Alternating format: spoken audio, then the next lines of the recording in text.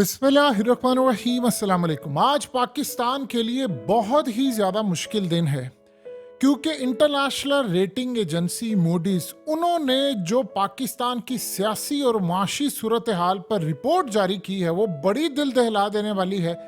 इतनी ज़्यादा दिल दहला देने वाली है कि आईएमएफ से लेकर इंटरनेशनल सतह पर तमाम जगहों पर उस रिपोर्ट ने तहलका मचा दिया। आप ज़रा देखिए, डॉन ने उसकी जो हेडलाइन लगाई है उसमें controversial polls weak coalition government to pose economic challenges, यानी जो रिपोर्ट आई है उसमें कहा गया है कि पाकिस्तान की तारीख के सबसे ज्यादा मुतनाज़ा इंतखाबात हुए हैं और ये इंतखाबात इतने ज्यादा मुतनाज़ा थे कि इंटरनेशनल सतह पर पाकिस्तान के लिए जो रिस्क है वो इतना बढ़ गया है कि जिसकी कोई इंतहा नहीं।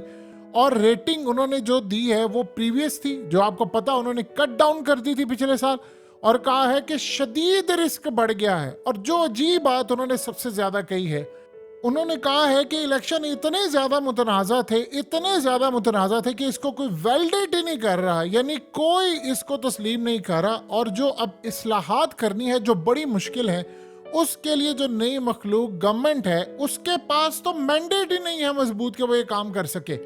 अब इस सारी सूरत हाल में उन्होंने कहा कि इतनी तवील मुद्दत से जो पाकिस्तान की रेटिंग है उससे इतने ज़्यादा मामला ख़राब है कि ना तो ज़र मुबादला के ज़खायर पाकिस्तान के पास है और ना इनके पास जो ख़तरात और तूफ़ान और क़यामत आने वाली है उसको फेस करने के लिए इनके पास कोई मैंडेट है, ना इनके पास कोई विल है, ना कोई प्लान है।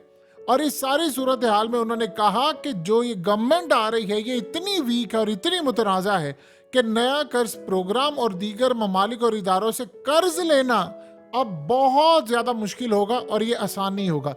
उन्होंने कहा कि इस सारी सूरत हाल में पाकिस्तान की रेटिंग बेहतर हो सकती है। वो किस लिए कि पैसा आए, इन्वेस्टर आए और पाकिस्तान के लिए रेवेन्यू में बेहतरी आए।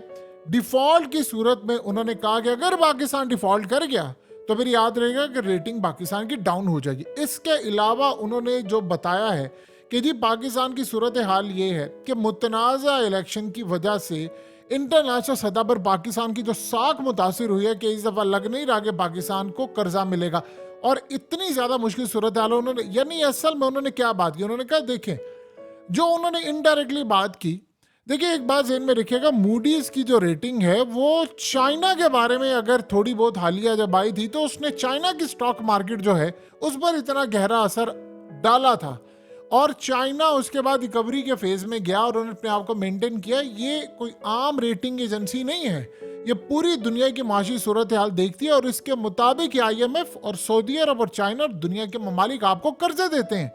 अब उन्होंने जो पाकिस्तान के हवाले से बात कर दी है, उन्होंने कहा है कि इंतहाई मुतनाज़ा इलेक्शन, इंतहाई मुतनाज़ा, कि पाकिस्तान की 76 साल तारीख में ऐसे मुतनाज़ा हालात कभी पैदा नहीं हुए जितने अब हुए।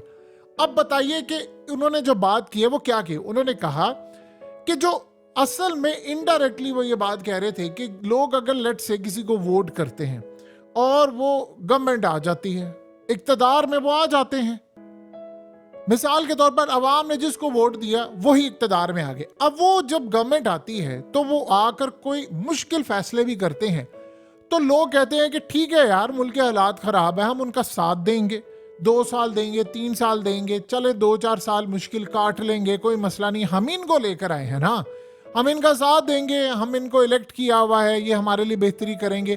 क्योंकि वो जिनको इलेक्ट करते हैं उनको पता होता है कि ये अपनी मैक्सिमम पॉलिसी क्या रख सकते हैं। अब वो कह रहे हैं कि मुतनाज़ा है, यानी जिनको अवाम ने इलेक्ट किया है अगर उनकी बजाय कोई और आ जाए, किसी और को दे दें आप, तो वो जो फैसले करेंगे अवाम उसको नहीं मानेगी। तो वो जो रेवेन्यू इकट्ठा करना है, टैक्स लगाने, सूरत हाल में जब अवाम नहीं ये काम करेगी, अमल ही नहीं करेगी, तो मुल्क चलेगा कैसे। और साथ उन्होंने मेंशन कर दिया है कि डिफॉल्ट अगर पाकिस्तान हो जाता है तो रेटिंग उसकी बहुत ज़्यादा हम गिरा देंगे। अब सोचिए ज़रा कि ये सूरत हाल है इंटरनेशनल सतह के ऊपर। आज उन्होंने बिगल बजा दिया है और 25 करोड़ अवाम को उन्होंने जगा दिया और कहा है कि आपको अंदाज़ा नहीं है कि जो तूफान आने वाला है, आपको भी इस बात का अंदाज़ा नहीं। देखिए ये तो भी सारी सूरत हाल है कि जब गवर्नमेंट बनती है, इनिशिएटिव लिया जाता है, आपको अंदाज़ा नहीं है कि तूफान कितना ख़तरनाक आने वाला है, जिस पे उन्होंने वाज़िया कर दिया है।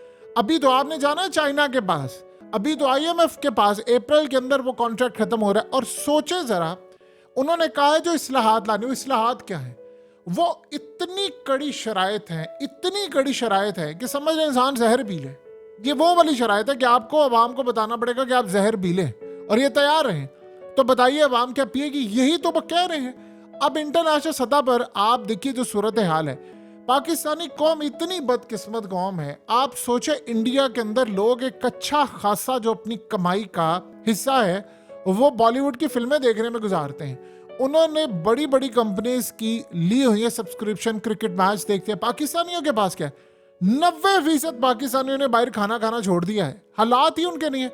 दुनिया में रमजान आ रहा होता है, लोग खुशियां मना रहे होते हैं कि यार चलो, हमारे यहाँ पर रमजान आ रहा, लोग परेशान है यार खाएंगे क्या रोजे। इस दफा अवाम को भी करना चाहिए कि आप रोजों के अंदर कुछ भी ना खाएं।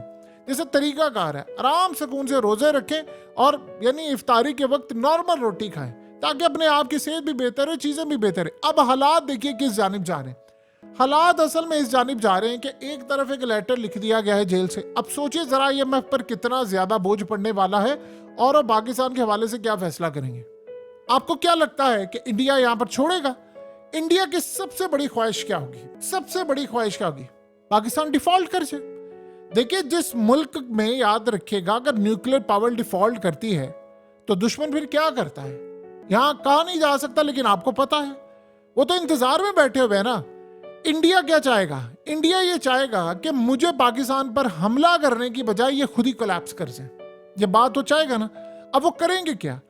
ये आपके आईएमएफ हो या किसी और जगह से आपको कर्ज मिलना हो, इंडिया का असर और सुख इतना ज्यादा है कि वो चाहेगा कि ऐसी कड़ी शराइत आ जाएं कि पाकिस्तान जमीन बोस हो जाए। अब बताइए अगर आईएमएफ आपको कह देता है कि आप प्रॉपर्टी पर 50% टैक्स लगा दे, 30% लगा दें। अब जानते हैं पाकिस्तान में प्रॉपर्टी डीलर्स हैं, इतनी प्रॉपर्टीज अपनी बेची, हो जी इलेक्शन हो जाएगा, स्टेबल हो जाएगी चीजें, आपकी प्रॉपर्टी की कीमतें 1 करोड़ वाली 1.25 करोड़ 1.5 करोड़ की हो जाएगी, 4 करोड़ वाली 5 की हो जाएगी। कुछ भी नहीं हुआ, होना ही नहीं था। ये बच्चे को पता था, वो बेवकूफ सबको बना रहे थे। अब वो खुद बैठे हुए, एक बंदा प्रॉपर्टी खरीदने को तैयार नहीं है। बेचने वाले शायद होंगे, उनको माकूल रेट नहीं मिल रहा। ये आपके मुल्क की मौजूदा सूरत हाल है। अब इस सारे मामले पर जो शराइत आने वाली है, आप भूल जाएंगे सारी शराइत को पिछली। उसकी सबसे बड़ी वजह क्या है? देखिए याद रखिएगा, जब मुतनाज़ा, जिस तरह मोडीज ने कहा है, मुतनाज़ा जब होते हैं कोई भी इंतखाबात, तो उसके बाद जो गवर्नमेंट आती है उसके बारे में पता नहीं होता कि कब चली जाए या इसको सपोर्ट ना मिले। उसकी सबसे बड़ी वजह है कि अब पाकिस्तान में जो इस्लाहात करनी है उसके लिए आपको कानून बनाने हैं। 2/3 अक्सरियत चाहिए। आपको केपीके के अंदर से भी एश्योरेंस चाहिए कि ठीक है जी हम सपोर्ट करेंगे। आपको पार्लियामेंट के अंदर से एश्योरेंस चाहिए जी हम सपोर्ट करेंगे, और वो अपोजिशन की भी लेते हैं। और सबसे ज्यादा उनकी एश्योरेंस लेते हैं जो सबसे ज्यादा सीट्स रखते हैं। अब 1 मिनट के लिए बात बताइए कि यहां तो सूरत हाल है कि जेल से बैठा शख्स कह रहा है कि आपने इनको कर्जा नहीं देना, आपने इनको लोन नहीं देना, आपने अगर लोन दिया तो वापस नहीं होगा। अब उनको इस बात का अंदाजा नहीं है कि पाकिस्तान में मामलात किस जानिब खराब होंगे, इसीलिए वो जो मिसाल के तौर पर आपसे गारंटी मांग रहे होते हैं, यानी मिसाल के तौर पर आपसे 10 चीज़ों की गारंटी मांगते हो, बदले में आपसे 25 की मांगेंगे कि भाई हमें नहीं पता कि आप कब तक कहेंगे, क्या होगा, क्या जरूरत हाल होगी, हो सकता है आप कल को रिजाइन करके चले जाएं और पीछे हमारा कर्जा किसने देना। वो भी तब जब जिस शख्स ने सबसे ज्यादा सीटें लिया वो जेल से खत लिखकर कह रहा है कि भाई हमने तो आपका कर्जा, वो कल को आ जाए और आकर कह दे कि भाई मैंने तो आपको कहा था, ये तो लेटर लिखा है, आपको कहा था कर्जा मैंने नहीं देना, अब आपने जिनको दिया उनसे वसूल करें। तो वो तो क्लियर कहेगा कि भाई मैंने आपको मना किया था कि मुतनाज़ा। अब प्रॉब्लम ये है कि जो फिच की रेटिंग एजेंसी है या मूडीज की रेटिंग एजेंसी है या इंटरनेशनल, वो खुद कह रहे हैं ये मुतनाज़ा है। तो बताएं फिर आइए मैं सारी सूरत हाल में कैसे आपको पैसा देगी। ये हालात इतने ज्यादा खराब हो रहे हैं कि आप ये सोचें कि अगर हम थोड़ा सा डिले होते हैं, स्टॉक मार्केट क्रैश, आपका इन्वेस्टर बाहर से पैसा नहीं आ रहा। देखिए मुजाहिद हुसैन सैयद ने क्या बात की है। उसने कहा कि जो गल्फ कंट्रीज हैं वो भारत में 200 अरब डॉलर से जायद की इन्वेस्टमेंट कर रही हैं। उसे कहा पाकिस्तान जो इन्वेस्टमेंट आनी थी, जो हम शोर मचा रहे थे, 10 अरब डॉलर आएगा, 25 अरब आएगा, किधर है वो पैसे? किधर पैसे हैं ही नहीं आपके पास। अब इस सारी सूरत हाल में वो कह रहा है कि मैं जो हालात देख रहा हूं वो तो बड़े खतरनाक है।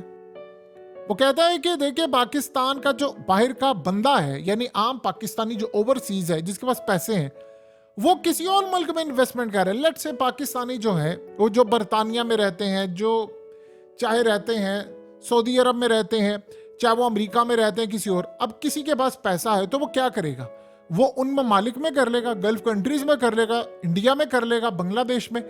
अब इस सारी सूरत हाल में उसने जाहिर सी बात है बिजनेस करना है, वो देखेगा कहाँ पर करना है। वो मलेशिया में कर लेगा, वो फिलीपीन में जाके कर लेगा, वो कहेगा यार मैंने करना है, पाकिस्तान की तो सूरत हाल है, मैं पैसा लगा दूं तो मेरा पैसा डूब जाए, यहाँ पर तो कोई कब्जा ग्रुप आकर मेरी जमीन पर कब्जा कर ले, मैं अदालतों के धक्के खाता फिरूं, मुझे वो इंसाफ ना मिले, तो मैं क्यों ऐसे मुल्क में जाऊंगा? अब बताइए पाकिस्तान में जो ऐलानात हुए थे कि जी 25 अरब डॉलर आ रहे हैं गल्फ कंट्री से फलाना, वो कह रहे हैं किधर है? वो कहते हैं कहाँ गए? उससे बेहतर उन्होंने कहा आप जाकर इंडिया में देखे, वहां पर पैसा आ रहा है।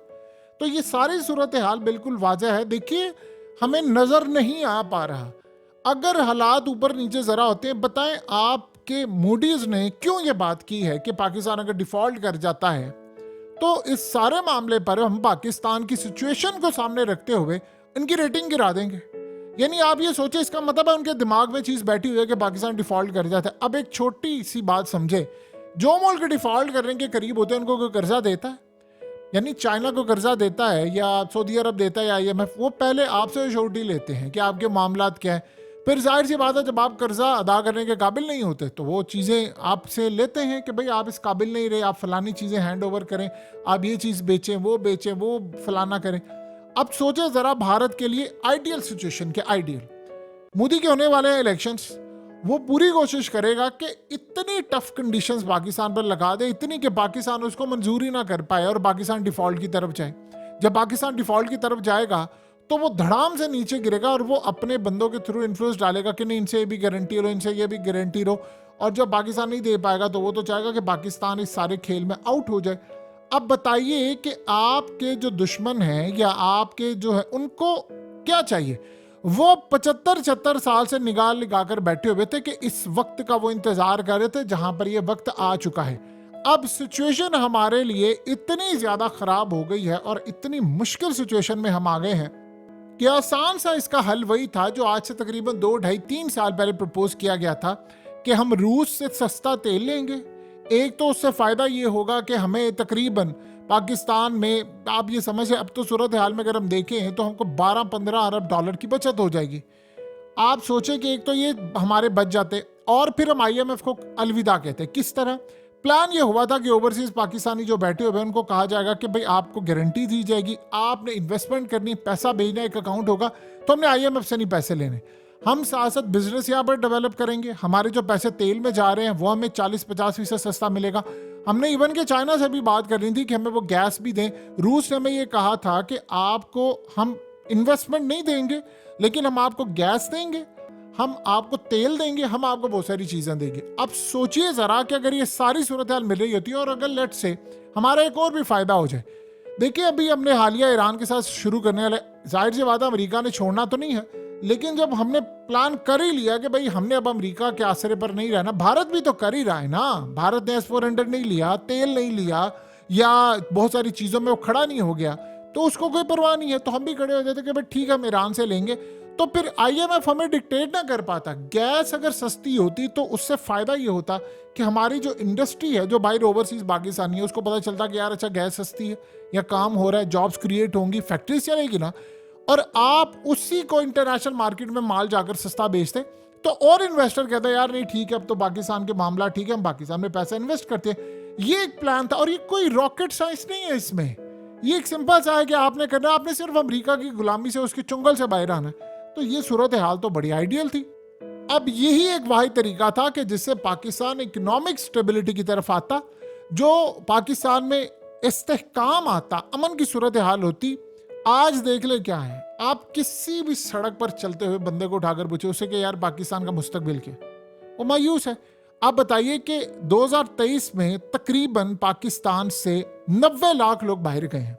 अब वो ट्रैवल करने की घर से गए हैं या उनमें मुल्क छोड़कर गए हैं, ये भी डाटा सामने आएगा। अब सूरत हाल गालिबन ये भी हो सकता है कि 25 से 30 लाख, 25 लाख के करीब लोग मुल्क छोड़कर गए हैं, क्योंकि वो भी तो ट्रैवल करके गए हैं, बाकी वैसे ही ट्रैवलिंग के लिए गए हैं। तो आप बताइए कि अगर ऐसे मुल्क के अंदर जब अपने लोग मुल्क छोड़कर जा रहे हैं, तो फिर बताइए कि इंटरनेशनल सतह पर आपका जो मामला है वो कहाँ तक पहुंचेगा। ये सिचुएशन इतनी आसान नहीं है, ये हमारे लिए कयामत खेज मामला आ रहे हैं। रेटिंग एजेंसीज आपको वार्न कर रही हैं कि आपके हालात ख़राब हैं, आप अपनी इकोनॉमिक सिचुएशन को बेहतर कर लें, आप अपनी जॉब्स क्रिएशन को बेहतर कर लें। नहीं तो उन्होंने साथ ही सुना भी दिया कि भाई अगर ऐसी सूरत हाल होगी तो हम फिर पाकिस्तान को डिफ़ॉल्ट के तौर पर उनकी रेटिंग भी गिरा देंगे।